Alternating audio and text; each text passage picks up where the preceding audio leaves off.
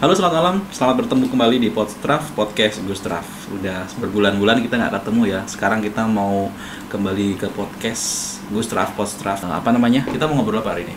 Bebas, saya mengikut aja. Oh ya, gue mau ngenalin satu teman gue. Ini sebenarnya bukan teman, tapi lebih kayak ke tetangga gitu ya. Tetangga tapi nggak deket sebenarnya. Maksudnya tempatnya nggak deket. Ya gimana sih nyebutnya? Lu musuh gua. Kenalin siapa namanya? Halo, perkenalkan, nama saya Imam. Panggilannya? Uyuy. Kenapa? Enggak, gue di sini berusaha untuk tidak tertawa. Ya. Kenapa dipanggil Uyuy? Ya karena nama gua Nurul Imam. Terus? Ya mungkin panggilan kecil gua dari keluarga Uyuy. Kenapa nggak Nur gitu? Cewek dong. Ya nggak juga. Nur nggak harus cewek kok. Temen gue ada yang namanya Nur tapi cowok. Iya, Nurul Falah. Canda Nurul Pala, canda ya, maaf ya. Bang Runul. Ya gitu. Kenapa nggak Irul atau? Ya emang di sana tuh di kampungnya emang udah umum. Ya mungkin nama gue ya tapi terkenalnya dari Uyuy sih. Kalau di tempat kerja itu Imam. Di tempat ngaji Imam. Ya kalau di tempat kayak tongkrongan, kayak volley gitu kan, sama tetap Uyuy.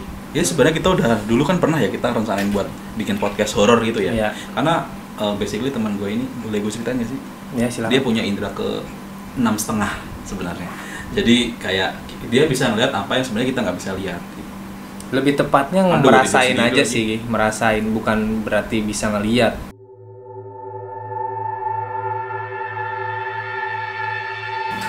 Oke. Jadi bisa ceritakan Kisanak pada saat kapan pertama kali Anda bisa merasakan sesuatu yang mungkin sebelumnya belum pernah dirasakan? Susah amat ngomong kapan lu pernah pertama kali melihat sesuatu yang nggak bisa dilihat orang gitu. Dulu banget sih. Jangan dijawab dulu, kita akan balik setelah pesan-pesan berikut ini, nggak bercanda. Jawab. Waktu dulu banget sih, waktu zaman masih kecil, dia ngerasain doang sih, nggak ngeliat. Cuma dipanggil nama, akhirnya bilang ke orang tua kayak ada yang manggil gitu kan. Itu pas lagi ngapain? Lagi main, masih kecil. Saya kan pernah kecil, nggak kayak mas kan langsung gede. Dulu masih kecil. Nggak ada airnya. Ada tadi dikit. Terus. Itu lagi main siang-siang, malam atau? Malam, maghrib, bukan menjelang sih, habis beres maghrib. Ya biasa anak kecil main gitu kan. Dulu kan orang tua jualan Jualan apa? Jualan nasi. Waktu itu nasinya nasi uduk atau nasi Biasa. Iya, dekat-dekat. Tapi berasnya dari Cianjur atau beras rojo lele atau? Dari Serang sih, beras raskin bantuan. Jadi agak perak dikit gitu. Serangnya dari mana waktu itu? Kronjo bukannya masih Tangerang ya? enggak, Kronjo mau? Tangerang. Tadi kita ngobrol apa sih? Kok jadi ke beras ya? Oh ya, emaknya jualan nasi Ya. waktu itu. Terus? Dan akhirnya selang beberapa waktu ditutuplah mata saya oleh orang tua. Di itu. Iya, jadi nggak bisa lihat karena mungkin masih kecil. Ya iya kan, masa gini, nggak lu doang, semua orang tutup matanya pasti nggak bisa ngeliat. Tuh, gua nggak bisa ngeliat kan? Beda lagi. Oh, maksudnya ditutup dengan Iya. tanda kutip gitu ya? Iya. Itu setelah lu ngeliat tadi? Iya, cuma sekarang ya sampai sekarang cuma bisa ngerasa-rasa paling gitu, ya udah sih. Tapi pertama tadi lu kayak ada yang manggil itu, lu ngeliat? Ngelihat Apa? kayak semacam. Gue tuh kalau nanya kayak gini, ntar kalau dijawab tuh kayak ada dilema gitu. Kalau nggak ditanya kepo apa, tapi kalau dijawab nanti gue yang takut sendiri gitu. Tapi kayak semacam perempuan lah, biasa. Tapi ya nggak takut gitu, malahan kok. Makanya kalau misalnya kayak sekarang kan di dunia kerja kan pasti, terutama di gudang ya kan. Saya kan bagian gudang. Kadang shift malam juga.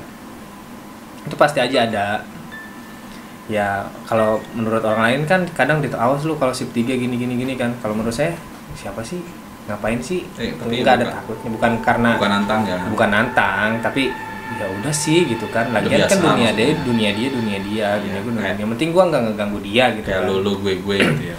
Ya pasti ada aja interaksi yang kayak mau apa gitu kan. Tapi kadang bikin kesel juga, kalau mau nemenin silakan, kalau enggak ya udah gitu. Baru kemarin temen gua ceritanya, dia ngambil barang, ternyata petugasnya sedang ada di posisi yang lain. Ya si user itu melihat ada orang di dalam, dipanggil-panggil nggak nengok sampai 30 menit, sampai ketiduran juga karena kan juga materialnya juga butuh urgent lah ibaratnya. Akhirnya dia lewat belakang, dipanggil-panggil nggak nengok, penasaran, ke belakang. Pas dia buka pintu belakang ternyata mukanya nggak ada. Astagfirullahaladzim. Akhirnya dia lari. Tapi gini nih, gak usah diterusin. Gue cuman pengen kayak, oke lah, sebenarnya kayak gitu tuh kadang ada aja gak cuma di satu tempat ya. Iya. Maksudnya di tempat luar sana, cerita-cerita di luar sana tuh ada aja yang kayak gitu tuh kadang menyerupai orang atau teman kita yang ada di situ, gitu kan. Jadi kayak sebenarnya kalau kelihatannya itu dari casingnya tuh mungkin nggak nakut-nakutin gitu ya.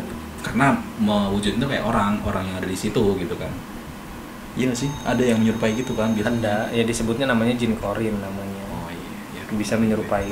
Semua manusia kan dari semenjak dia lahir itu pasti sudah ada jin korinnya. Makanya terakhir kita meninggal atau dalam kecelakaan atau ada apa-apa kadang suka menirukan. Nah itu namanya jin korin. Sebenarnya hakikatnya kita itu ya udah meninggal gitu. Itu yang ada arwah atau apa yang gentayangan itu namanya jin korin namanya, yang menyerupai terakhir kita di waktu kita meninggal, itu namanya Mas. Yang biasanya nih kalau lu kan atlet ya, salah satu cabang olahraga gitu. Kan katanya kalau di pertandingan kayak itu ada aja yang masih kayak dalam tanda kutip tuh kayak pakai sesuatu gitu kan buat ya wajar ya, namanya juga kan berjuangnya ada yang pakai tenaga, ada yang pakai bantuan belakang gitu kan, bantuan apa-apa gitu. Nah kayak itu menurut lu gimana? Masih ada nggak sih di zaman seperti ini gitu? Masih ada. Saya pernah merasa ibaratnya kan waktu bulan Agustus kemarin, padahal hadiahnya juga masih kecil sih, hadiahnya kecil, mungkin gengsinya ya. Itu penonton aja sampai bilang kok nontonnya sampai merinding gitu, padahal nggak ada musim hujan, nggak ada apa, tiba-tiba nggak ngeliat apa-apa padahal. Iya, tiba-tiba pada itu semua. Cuaca redup, ada petir gitu kayak sendu gitu ya. Dan alhamdulillahnya saya nggak kena, maksudnya gitu kan. Sebenarnya tuh jadi dari lawan gitu. Sebenarnya tuh lawan itu pengen ngenain saya sama teman saya berdua. Kebenaran teman saya juga nggak hadir, ya nyerangnya ke saya. Alhamdulillah saya juga nggak kena ya kan. Yang kenanya tim saya, teman-teman saya kan volley kan ada 6 orang. Oh maksudnya kayak pemain-pemain cadangan gitu? Enggak, kan volley kan ada 6 orang. Iya. Yang nggak kena saya. Sebenarnya permainannya biasa aja sih. Jadi kena temen yang lain. Iya, jadi kenapa bisa kena temen yang lain? Apa lu alihin atau atau nggak kuat nyerang lu? Ya mungkin ya satu ya, saya mungkin ada yang jaga juga ya kan. Ada yang ngejaga. Alhamdulillah mungkin dari orang tua saya. Ada aja sih katanya ya kan. Kalau gue tuh sebenarnya ada yang jagain nggak menurut kelihatan lu? Ada. Siapa?